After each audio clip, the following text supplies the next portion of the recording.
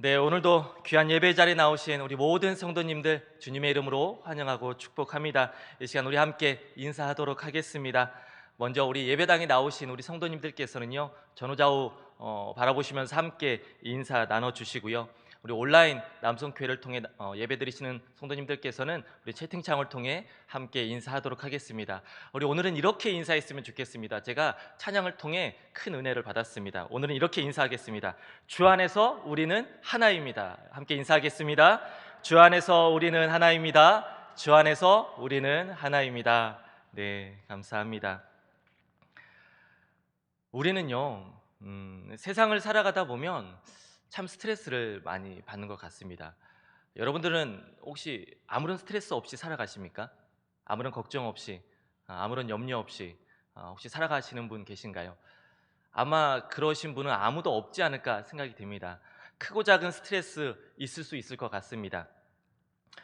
여러 가지 이유가 있겠지만 우리는 이러한 스트레스 가운데에서 그 스트레스가 심해지면 우울증이 오기도 합니다.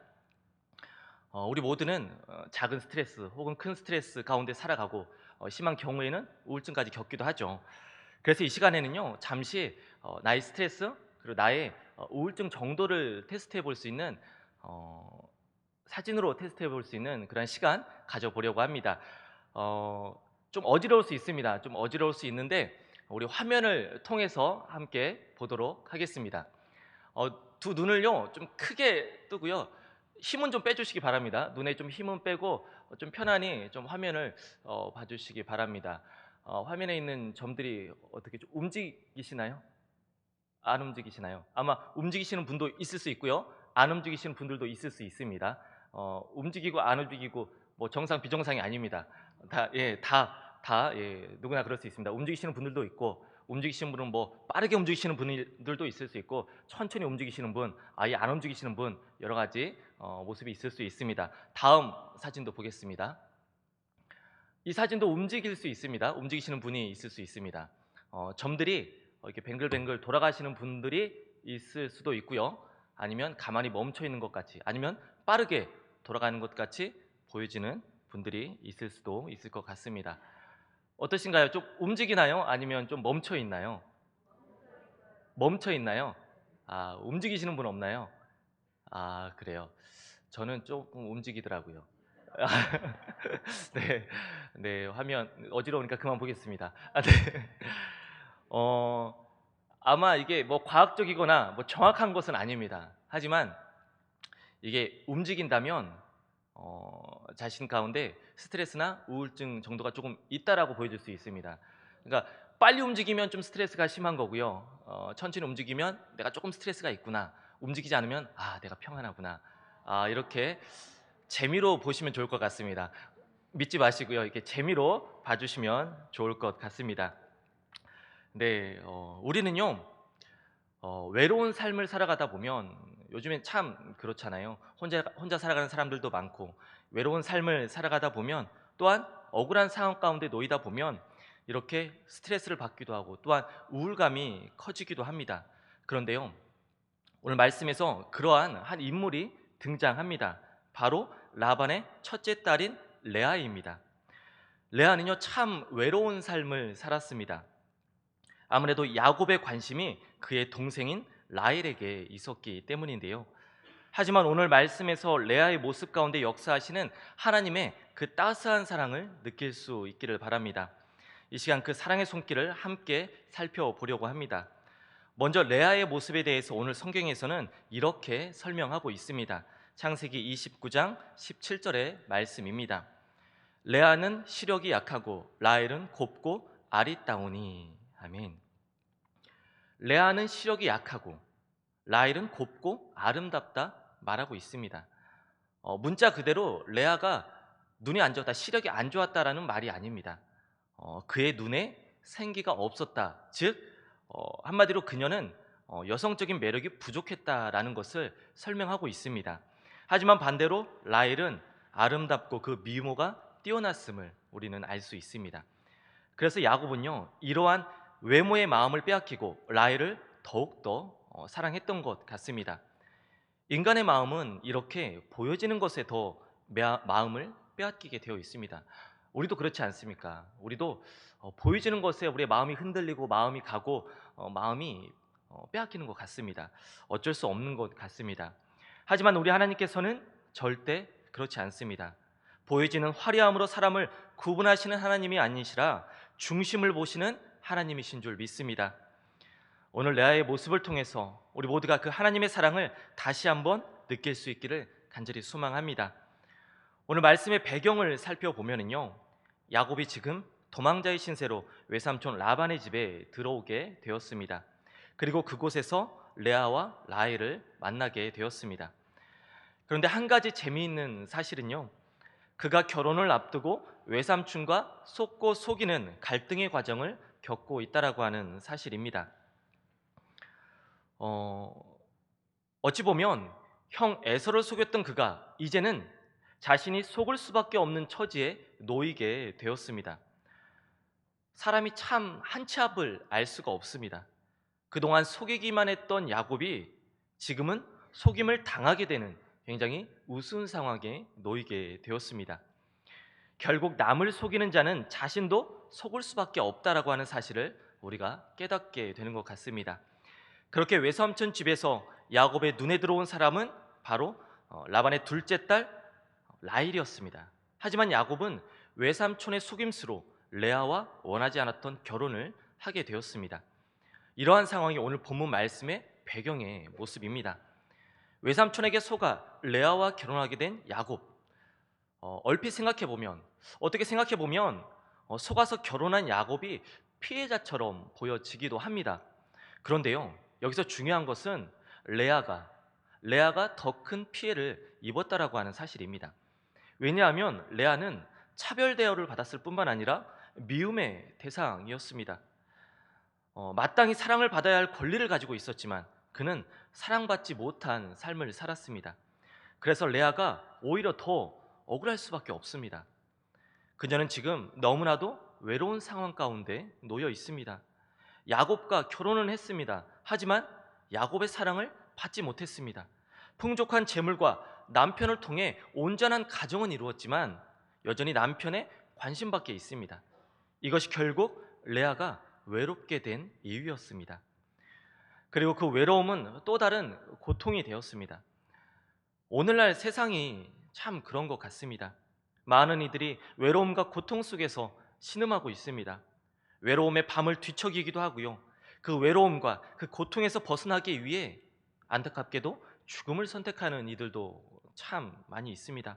얼마나 슬프고 안타까운 일입니까? 이처럼 외로움은 우리의 삶을 조금씩 갉아먹고 결국 우리의 삶을 무너뜨려 버립니다. 작년 정부에서 처음으로 홀로 죽음을 맞이하는 고독사에 관련된 통계를 공개하였습니다. 보건복지부 고독사 실태조사에 따르면요, 한 해에 무려 3,000명이 넘는 사람이 홀로 외로운 죽음을 맞이한다고 합니다.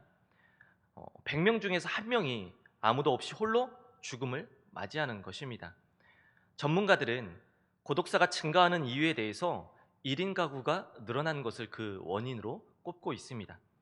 그런데요, 고독사 비율 가운데 의외로 청년들의 비율이 10%가량 된다고 합니다.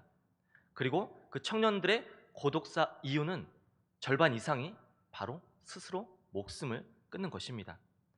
외로움과 고통을 견디지 못하고 삶을 결국 포기하게 되는 것입니다. 너무나도 안타까운 모습입니다. 이처럼 외로움은 우리의 삶을 무너뜨리게 됩니다. 그렇다면 이러한 외로움 속에서 벗어날 수 있는 길은 과연 무엇일까요? 세상을 통해서 세상의 것으로는요, 절대 이 괴로움을 벗어날 수 없습니다. 그 길은 오직 하나님 한 분이신 줄 믿습니다. 고린도후서 1장 4절의 말씀입니다. 우리의 모든 환난 중에서 우리를 위로하사 우리로 하여금 하나님께 받는 위로로서 모든 환난 중에 있는 자들을 능히 위로하게 하시는 이시로다. 아멘. 고통 가운데 우리를 위로하시고 우리를 건지시는 분은 오직 하나님 한 분이신 줄 믿습니다. 혹시 괴로움 속에서 뒤척이는 밤을 보내신다면, 외로움 가운데 몸부림치는 그러한 삶을 살아가고 계신다면 우리를 치료하시는 하나님 앞으로 나오시기 바랍니다. 그리고 온전히 그분을 신뢰하시기 바랍니다. 그 모습 가운데 하나님께서는 반드시 위로와 도움의 손으로 안아주실 것입니다. 사실 우리 예수님께서도요, 홀로 외로운 그 고난의 길을 걸으셨습니다. 그리고 우리가 그 고난을 지금 고난주간 함께 묵상하고 있습니다.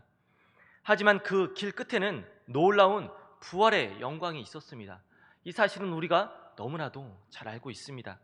우리가 외로움과 고난 속에서도 견딜 수 있는 것은 바로 하나님의 이 선하신 섭리를 우리가 믿기 때문입니다. 레아도 지금 외로움과 고통 가운데 신음하고 있습니다. 그런 레아의 모습 가운데 하나님께서는 따스한 사랑으로 함께 하십니다. 하나님의 그 사랑, 그것은 자녀들을 통한 축복의 사랑이었습니다. 하나님께서는요, 그녀에게 놀랍게 축복하십니다. 그래서 그녀에게 6명의 아들을 허락해 주셨습니다.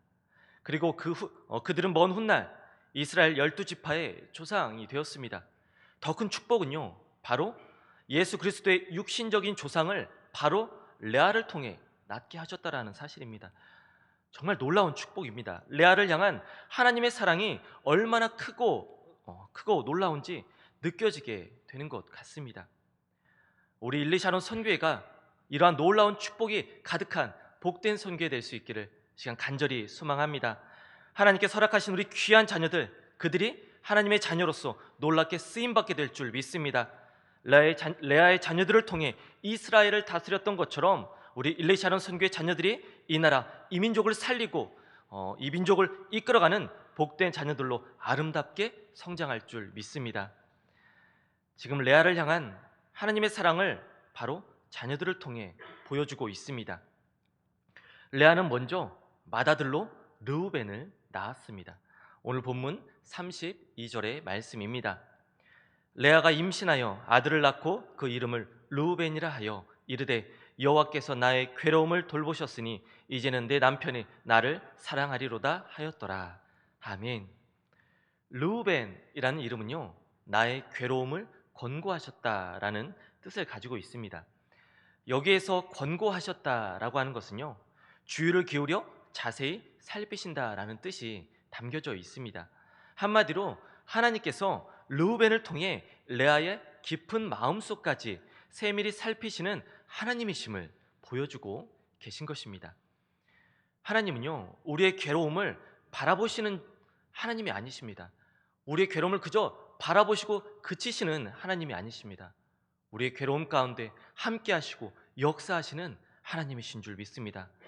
아무도 없는 것처럼 여겨지고 아무도 옆에서 정말 돌보는 사람 없는 것처럼 외로움 가운데 고통 가운데 있을 때에도 하나님은요, 우리의 깊은 곳까지 들여다보시며 우리를 살피시고 우리 가운데 역사하시는 줄 믿습니다. 절대 우리를 홀로 내버려 두시지 않습니다. 이 사실을 반드시 기억할 수 있기를 간절히 소망합니다. 항상 나를 돌보시며 살피시는 하나님, 그분을 마음 깊이 새기는 우리 모든 성도님들 되시길 이 시간 간절히 축복합니다. 그리고 레아는요, 둘째 아들 시몬을 낳았습니다. 오늘 본문 33절의 말씀입니다. 그가 다시 임신하여 아들을 낳고 이르되 여호와께서 내가 사랑받지 못함을 들으셨으므로 내게 이 아들도 주셨도다 하고 그의 이름을 시몬이라 하였으며. 아멘. 시몬의 이름은요, 듣다라는 뜻을 가지고 있습니다. 여기에서 듣다라는 것은요, 청종하다라는 의미를 가지고 있습니다. 그만큼 하나님께서 레아의 말을 주의 깊게 듣고 행동하신다라는 것입니다. 하나님께서는 고통 가운데 있는 우리의 신음을 들으실 뿐만 아니라 행하시는 하나님이라는 사실입니다. 나의 신음을 들으시는 하나님, 나의 부르짖음 가운데 응답하시는 하나님, 그 하나님께서 언제나 나와 함께 하시며 나를 돌보시는 줄 믿습니다. 눈동자와 같이 지키시고 돌보시는 하나님이신 줄 믿습니다. 여러분이 이 사실을 기억하며 절대 외로움 가운데 있지 않기를 원합니다. 하나님을 바라보고 하나님을 의지하며 외로움 가운데 반드시 벗어날 수 있기를 간절히 소망합니다.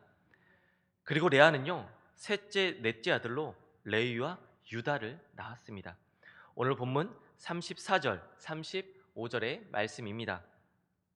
그가 또 임신하여 아들을 낳고 이르되 내가 그에게 새 아들을 낳았으니 내 남편이 지금부터 나와 연합하리로다 하고 그의 이름을 레위라 하였으며 또 그가 임신하여 아들을 낳고 이르되 내가 이제는 여호와를 찬송하리로다 하고 이로 말미암아 그가 그의 이름을 유다라 하였고 그의 출산이 멈추었더라. 아멘.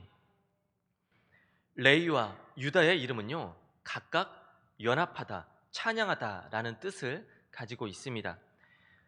이름에서 알 수 있는 것처럼요, 레아는 야곱과 가까워질 수 있음에 그러한 사실에 대해 하나님께 감사하고 하나님을 찬양하고 있습니다. 레아는 분명 외로움 속에 있었습니다. 외로움 속에 혼자 신음하고 있었습니다.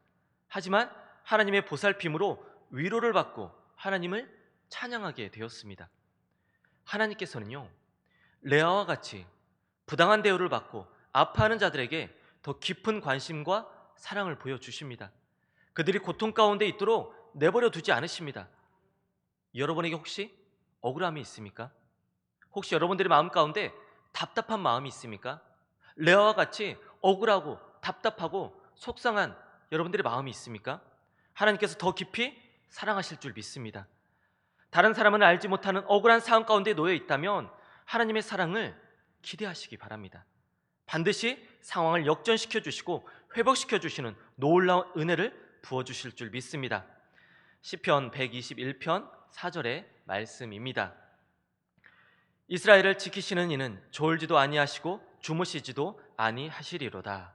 아멘. 사랑하는 여러분, 우리를 돌보시는 하나님은요, 졸지도 주무시지도 아니하시는 그러한 하나님이신 줄 믿습니다.